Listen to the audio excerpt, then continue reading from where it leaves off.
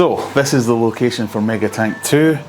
This is it bare and empty. I guess we should start building something, make it look a bit like this. The slog is over, the race is run. Megatank 2 is finally done.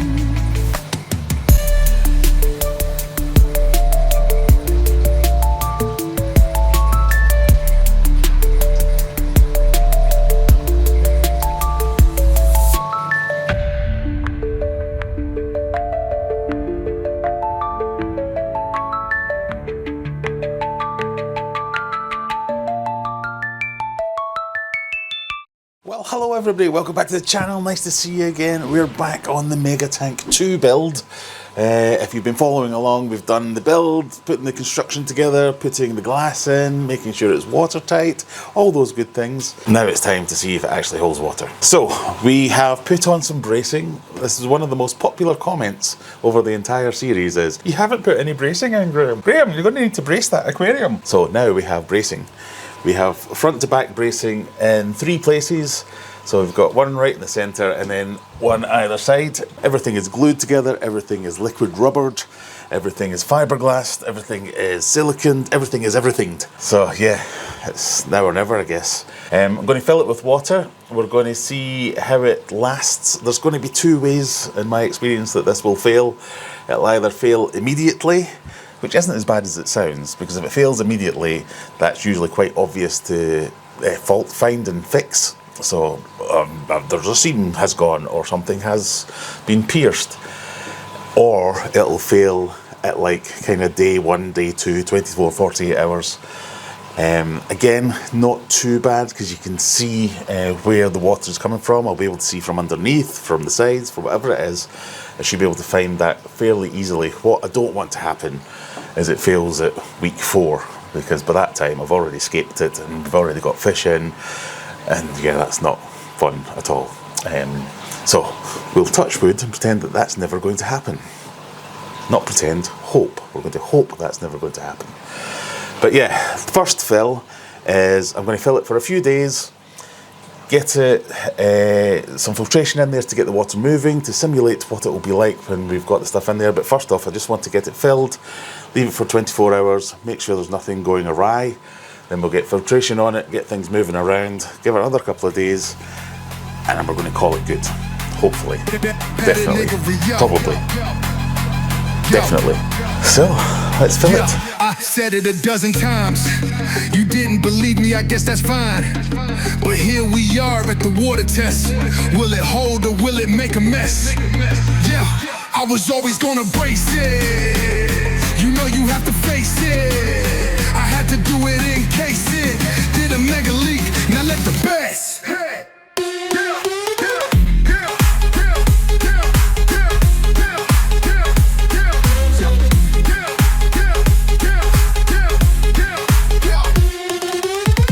I was always gonna brace it. You know you have to face it. I had to do it in case it did a mega leak. Now let the best. Brace it, brace it, brace it, brace it, brace it, brace it, brace it, brace it, brace it.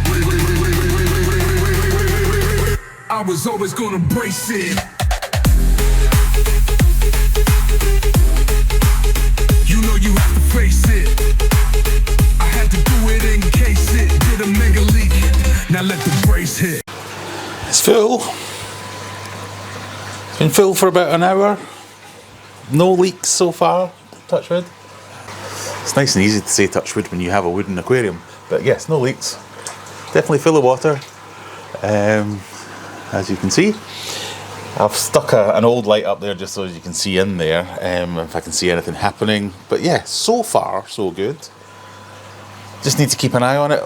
Like I said earlier, I'm going to leave this for about a day, stick the filtration on it, get that running, give it another couple of days, and if that works, then I'm happy enough, because if it doesn't leak in that amount of time, it's going to be so slow that I'm not going to find it anyway. So yeah, I could leave this for a month before I was really happy, but I'm an impatient man and we will get on and figure it out. But yeah, everything's holding, everything's working good so far. Success. Well, it's been full of water for a week, a bit longer than I wanted it to be. So it's well and truly water tested. I ended up getting a bit of man flu, so just couldn't bring myself to do anything about it. But now is the time where we need to do something. So it's full of water at the moment, as hopefully you can see. Well, you probably can't see, but it is, trust me. Held up fine, no problems, very happy with it. So far so good. So what I'm going to do now is drain this and get substrate and hardscape in there. We talked about this a little bit in the last video, that the substrate is going to be sand, and ain't nobody got time to rinse 200 kilos of sand, so I'm just putting it in there. We'll fill it up, we'll filter that, we might empty it a couple of times, can use that to water the garden and fill the pond or whatever I need to do with it. Get it a little bit clearer and then plant. So that's next. Right, we've got all the water out. I'm going to start filling it with the substrate, and just to give you a little bit of an idea of what I'm going for, I have done this very professional drawing for you that you'll definitely not be able to see properly, well, that's completely pointless. But essentially what I'm going for is kind of banking up to each end. So obviously it's a 12-foot tank, so I want to create a gentle slope on each end, and then another one just off centre in the middle. That's just rocks and wood is what I've got there, so I'll be planting in amongst that and probably across the entirety of it, but I want to create the hardscape in 3 separate areas, the majority of it in 3 separate areas anyway, with a little bit of variance in height. Probably not as much as that, but that's the idea. Just off centre, one mound, and then at each end another mound where it kind of curves round with the rocks and the wood. So the rocks and the wood probably just in those areas, at least one big open swimming space maybe over towards this side, and then lots and lots of plants in amongst the rocks and the wood, and spreading out, and over time they will all grow in and fill out and everything. So that should be good. I've also had to have 3D printed these.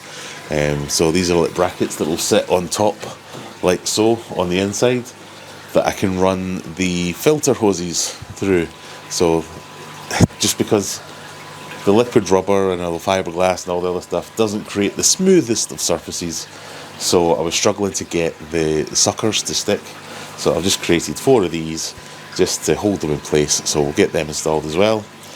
But essentially I'm just going to pile up with some of the special mix substrate to create those areas and mounds, then the NutriBrace, and then the sand, and then the decorations, the rocks and the wood.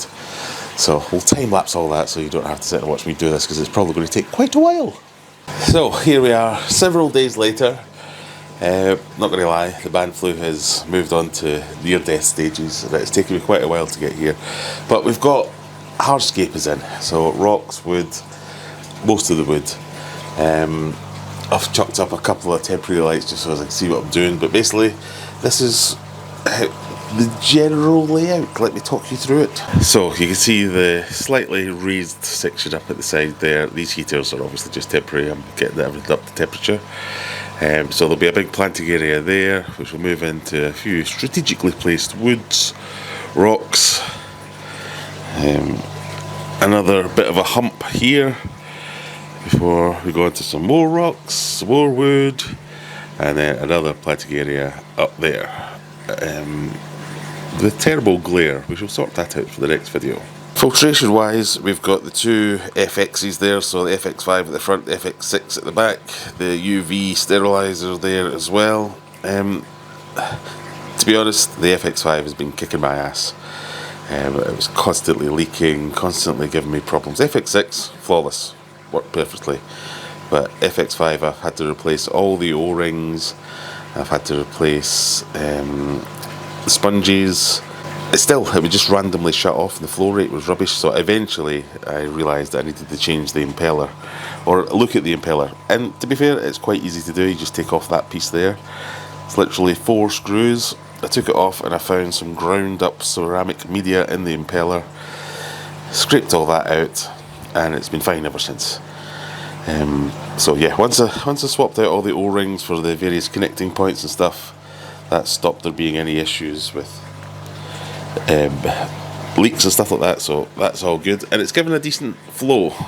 Again, you can't really see it, we've got a bit cloudy water, bacterial bloom rather than anything else here. The sand has been completely rinsed and is all good, but yeah, got a decent flow covered from either side, but because we're a couple of days in now, I think we've just got a bit of a bacterial bloom, which will fine, that'll last a day or two and then it will just go away, but I'll use that time to plant up all the plants I've got stored in these tanks down here. Still a little bit hazy, but starting to clear up now. Everything's up to temperature, planted for a day or so, I guess. Just wanted to talk you through it and what I've done and why I've done it. There's not been that much thought that's gone into it. Obviously, I am not a professional aquascaper, and here are some images proving why. I see the difference in lights as well there, so I've got all kinds of mishmashed lights. New lights are about to go on soon. But essentially what I've done is I've picked plants that are going to tolerate higher temperatures. So I don't run my discus tanks at super high temperatures, like 32 degrees some people run them at. This will run kind of 28, 29 degrees. So I've picked plants that will tolerate that. So we've got Amazon swords, we've got Vallisnerias, we've got crypts, we've got Anubias, we've got various other things in here that will tolerate slightly warmer temperatures.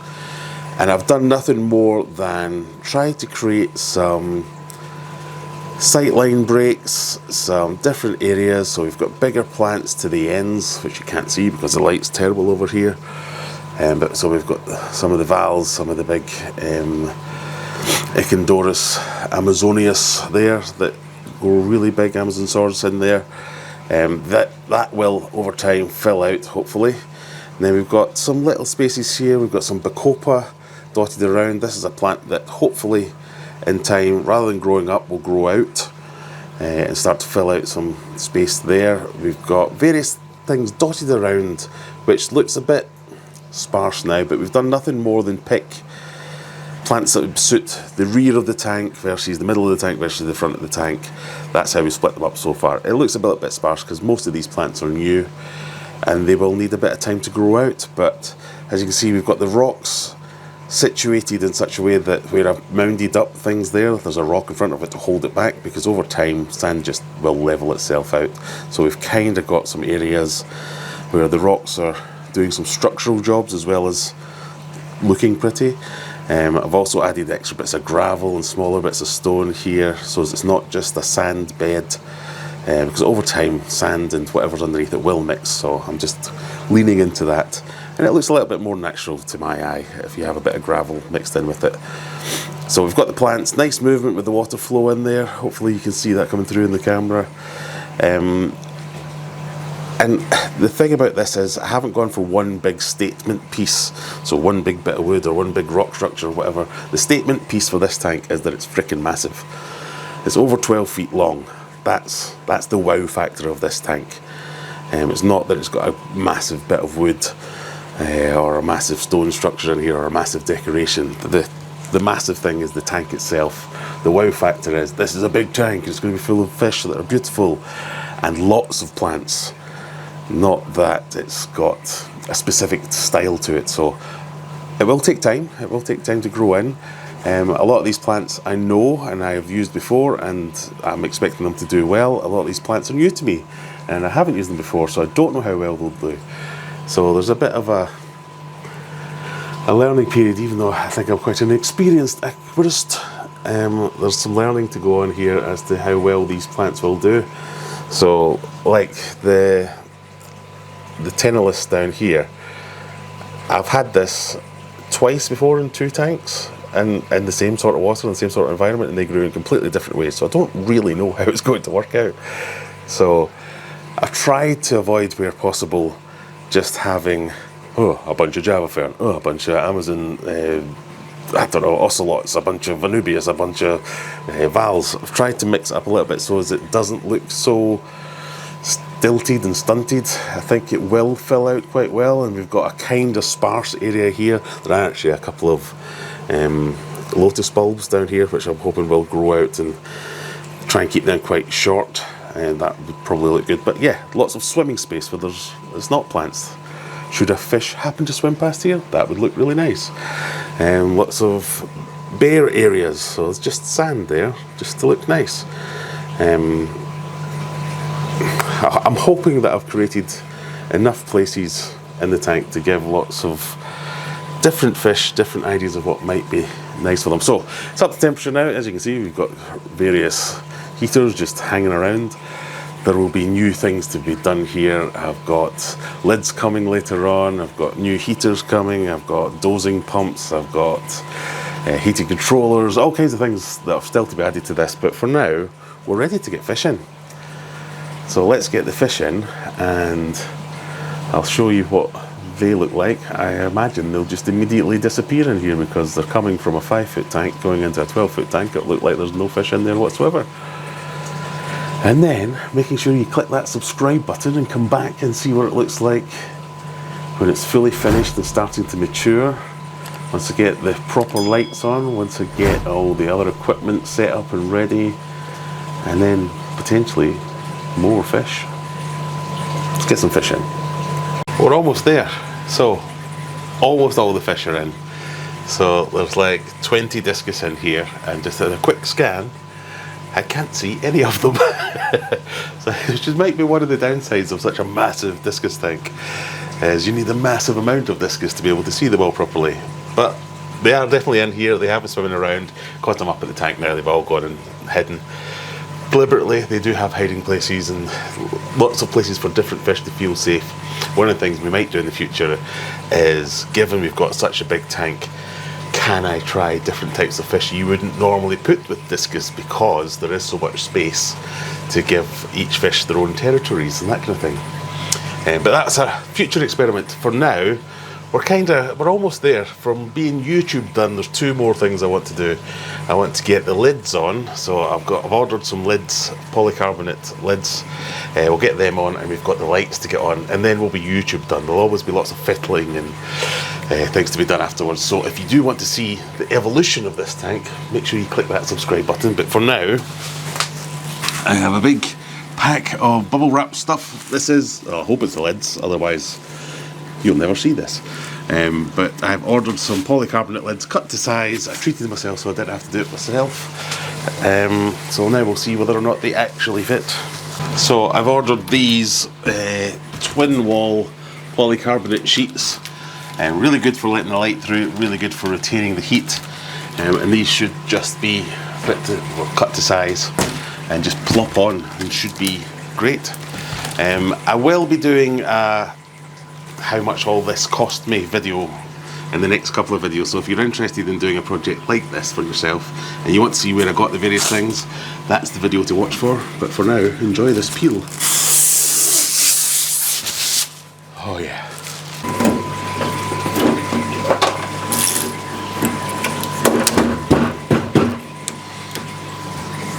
Perfect size. Nearly. And then the last step is lights. So we've got these, the new Fluval Plant 4.0. I've been kindly sent 4 of these by Fluval. They haven't asked for any review or any kind of endorsement or anything like that, but they were provided to me for free. So I'm looking forward to getting these on. And we can turn the light situation from this into this. So there we go. It is finally done. Well, YouTube done. There's still some things to finish off that I want to do. I want to sort out some little finishing touches, framing this pieces of glass. Obviously the heating, still got heaters just hanging there. I might want to do things with automatic dosing of fertilizers. I might want to do something with CO2 and the heaters like we talked about. Just lots of little fiddling finishing touches, as well as more fish. Given how many fish are actually in here, it's surprisingly empty. It also needs a little bit of time to mature, so it's still a little bit cloudy, a little bit bacterially bloomy, but that will go fairly quickly, I think. Yeah, lots of little finishing touches to do, but it's done. We've officially got the largest discus aquarium in the world. made with liquid rubber. Just over 12 feet long, just over 2 feet high, 2 feet wide. It is a fantastic monstrosity. It's kind of exactly what I envisaged when I designed this in the first one. I'm really happy with it. It looks the business. It is the wow factor. Just talking about some of the things that are in here, I've collected these up as I was tidying up. There's over 60 plant pots have gone into these plants, as well as a whole bunch of mature plants that I've taken out of other tanks. So even though it doesn't look particularly heavily planted, it's chock full of plants, and they're just going to hopefully explode and give a whole different dimension to this. It'll be my first ever properly heavily planted tank. I still might add more because there is loads of space in here. That's the one thing I've got loads of space, loads of opportunities to do things, loads of space for activities. So I'm really happy. Like I say, there's going to be more videos on this. The next one we do about this tank will probably be about the costs of all the various things that went into it. So if you're interested in that, make sure you click that subscribe button. Come along on Friday nights, 9 PM UK time. We do a live stream every week. Ask me any questions you want to ask about this tank and that, as well as other things, and the fun and games and quizzes that we do there. Yeah, but YouTube done. Thank you very much for watching. See you in the next one. What will we do next?